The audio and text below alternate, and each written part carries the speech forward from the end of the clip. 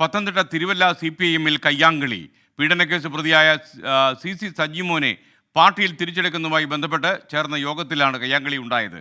CC സജിമോനെ local committee യോഗത്തിൽ നിന്ന് ഇറക്കി വിട്ടു എന്നും വാർത്ത. ശ്രീജിത്ത് ശ്രീകുമാരൻ പത്തനംതിട്ടയിൽ നിന്ന് മറ്റു വിവരങ്ങൾ നൽകും. ശ്രീജിത്ത്, ഗുഡ് മോർണിംഗ്, പറയൂ.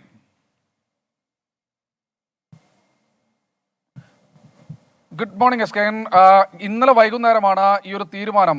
കൺട്രോൾ കമ്മീഷൻ സജിമോനെ തിരിച്ചെടുത്ത തീരുമാനം നേരത്തെ ഏരിയ കമ്മിറ്റിയിൽ റിപ്പോർട്ട് ചെയ്തിരുന്നു. അതിനുശേഷം അത് ഏരിയ കമ്മിറ്റി സെക്രട്ടറി ഫ്രാൻസിസ് ആന്റണിയും അതുപോലെ തന്നെ ഏരിയ കമ്മിറ്റി അംഗമായ അഡ്വക്കേറ്റ് R മനുവും ചേർന്ന് ലോക്കൽ കമ്മിറ്റിയിൽ, തിരുവല്ല നോർത്ത് ലോക്കൽ കമ്മിറ്റിയിൽ റിപ്പോർട്ട് ചെയ്യാൻ എത്തിയപ്പോഴായിരുന്നു ഇത്തരത്തിലുള്ള സംഭവങ്ങൾ ഉണ്ടായത്.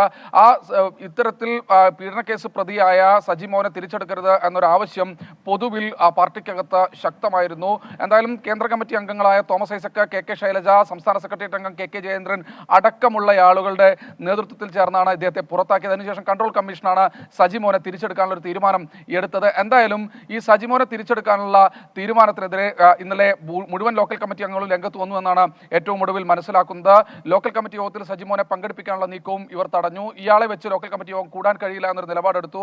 അങ്ങനെ സജിമോനെ ലോക്കൽ കമ്മിറ്റിയിൽ നിന്ന് ഇറക്കി വിടുകയാണ് ഉണ്ടായത്. നേരത്തെ ഏതാണ്ട് 1.5 വർഷം മുൻപ് 2018-ൽ സജിമോൻ ഒരു വിവാഹിതയായ സ്ത്രീയെ പീഡിപ്പിച്ച് ഗർഭിണിയാക്കുകയും തുടർന്ന് അതിന്റെ കുഞ്ഞിന്റെ DNA പരിശോധന സമയത്ത് ആൾമാറാട്ടം നടത്തിയ കേസിലും പ്രതിയാണ്. ഇതുകൂടാതെ തിരുവല്ലയിലെ വനിതാ നേതാവിന്റെ നഗ്ന ദൃശ്യങ്ങൾ പ്രചരിപ്പിച്ച കേസിലും സജിമോനെ പ്രതിയാക്കിയിരുന്നു. ഇതൊക്കെയാണ് സജിമോനെ പാർട്ടിയിൽ നിന്ന് ഒഴിവാക്കാൻ കാരണമായത്. എന്തായാലും ഈ വിഷയം തിരുവല്ലയിൽ കത്തി നിൽക്കുകയാണ്. തുടർ പ്രതികരണങ്ങൾ ഈ വിഷയത്തിൽ CPM-നകത്ത് ഉണ്ടാകുന്ന കാര്യത്തിൽ യാതൊരു തർക്കവുമില്ല.